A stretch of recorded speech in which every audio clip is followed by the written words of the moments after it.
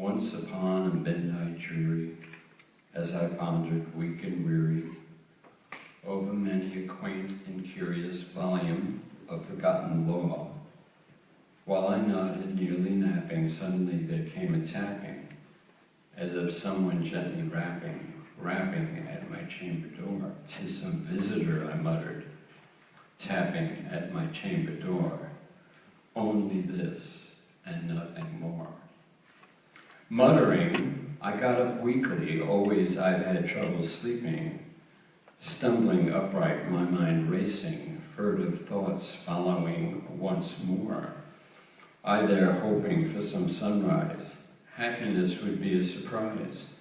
Loneliness no longer a prize.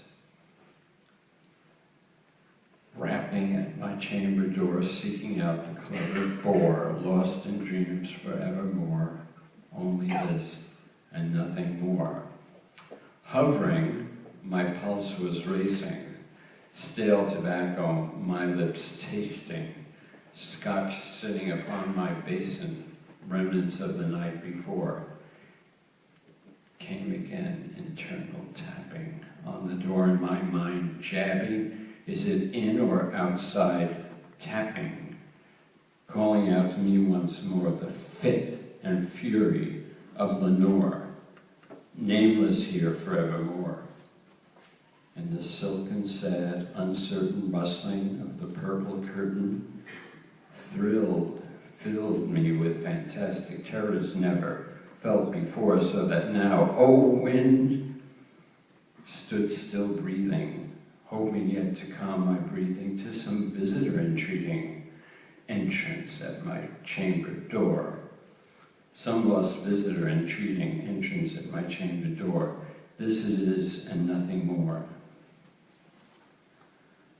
Deep into the darkness peering, long I stood there, wondering, fearing, doubting, dreaming fantasies no mortal dared to dream before, but the silence was unbroken, and the stillness gave no token.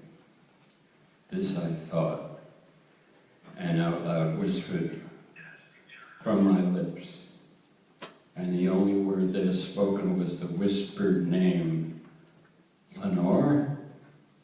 The foul name festered, echoing itself, merely this and nothing more.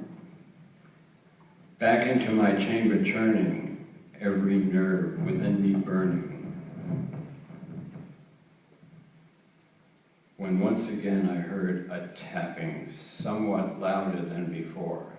Surely, said I, surely that is something at my iron staircase. Open up the door to see what threat is. Open the window, free the shutters. Let us this mystery explore. Oh, bursting heart, be still this once, and let this mystery explore. It is the wind and nothing more.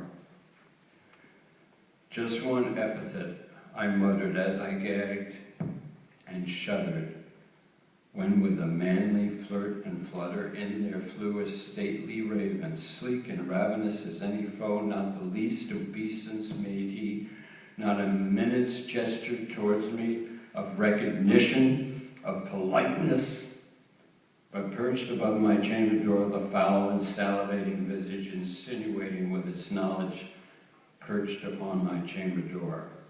Silence sat, and nothing more.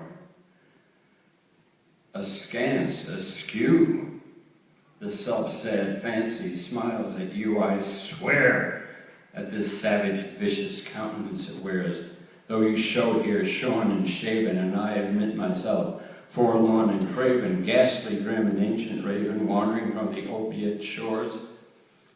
Tell me what thy lordly name is, that you are not nightmare sewage, some dire powder, drink, or inhalation, framed from flames of downtown lore, quote the raven, nevermore.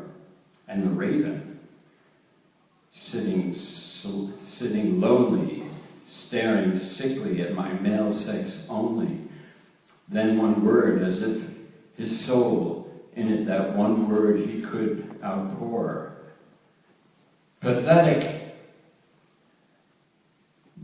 farther, then he uttered not a feather that he fluttered, till finally was I that muttered as I stared dully at the floor.